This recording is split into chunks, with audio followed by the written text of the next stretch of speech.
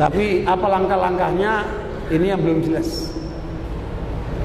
Tetapi dari realitas kenyataannya sangat memprihatinkan. Ini adalah buku Syiah untuk membantah buku MUI. MUI mengeluarkan peringatan waspada terhadap kesesatan Syiah. Oleh kalangan Syiah dibantah. Syiah menurut Syiah dikeluarkan oleh Ahlul Bait Indonesia, ormas Syiah resmi. Tetapi sayangnya dikasih sambutan oleh Menteri Agama. Ya, Menteri Agama kita ngasih sambutan justru membelain Syiah. Ada apa ini? Sementara buku MUI nggak dikasih pengantar oleh Menteri Agama. Aneh kan? Harusnya Menteri Agama melindungi umat Islam dari pengaruh Syiah. Tapi justru yang terjadi Menteri Agama membelain Syiah. Ada apa ini? Ini data ini. Sambutan Menteri Agama. Bahkan di Departemen Agama terakhir acara Syiah diresmikan. Belum pernah dalam sejarah Indonesia acara Syiah diresmikan oleh Departemen Agama, belum pernah. Baru sekarang. Belum pernah ulama-ulama Syiah bicara di Istiqlal. Baru sekarang. Mereka sudah mulai bicara di Istiqlal. Artinya mereka sudah menembus wilayah pemerintah. Ya, berarti ini tanggung jawab kita umat Islam. Bagaimana kemudian mendesak pemerintah untuk membatasi dari pengaruh Syiah itu. Karena jelas Syiah menjadi ancaman buat umat Islam, ancaman buat negara. Tapi mengapa kemudian mereka masih menampung Syiah, melindungi Syiah, bahkan memberikan jalan kepada Syiah? Nah, ini menjadi tanggung jawab kita bersama.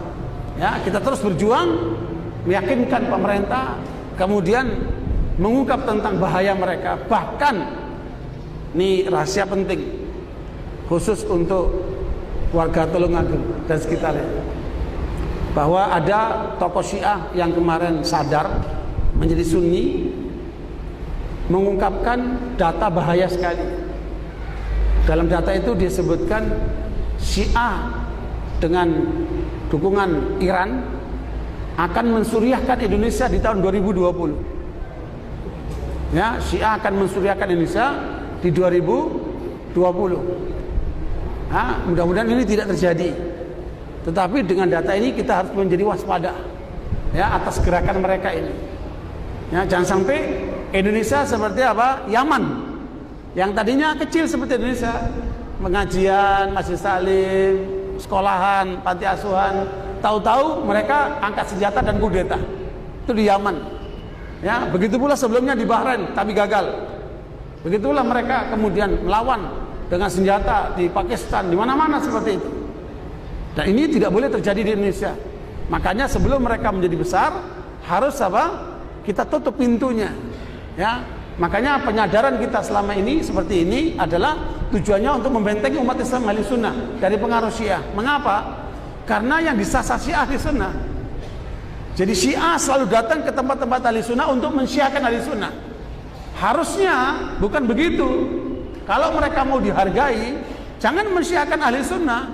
Syiahkan itu orang Hindu, orang Kristen, terserah kalian. Tapi jangan mensyiahkan ahli sunnah. Ketika mereka mencoba mensyiahkan ahli sunnah, kita akan hadapi mereka. Karena kita berkewajiban melindungi ahli sunnah wal jamaah dari usaha penyesatan mereka itu. Makanya masyarakat muslim ahli sunnah harus menjadi waspada, care terhadap masalah ini. Jangan acuh tak acuh. Sebab kalau kalian acuh tak acuh, jangan salahkan nanti kalau kemudian anak-anak kalian akan menjadi sasaran mereka. Ya, makanya kita semua harus bahu-membahu melindungi ahli sunnah wal jamaah dari segala upaya penyimpangan seperti ini. Karena ini dibaliknya negara ini, bukan main-main ini. Gerakan mereka sangat masif. Lihat data-data tadi kan, mereka sudah masuk kemana-mana, bahkan sudah masuk ke TNI, ya, sudah masuk ke lembaga-lembaga negara. Kalau ini tidak diwaspadai, jangan-jangan apa yang mereka rencanakan di 2020 akan terjadi. Mudah-mudahan tidak terjadi. Makanya perlu kewaspadaan kita bersama. Ya, saya tidak nakut-nakuti, tetapi ini adalah peringatan dini untuk kita lebih waspada. Tsunami aja diperingatkan, apalagi aliran sesat.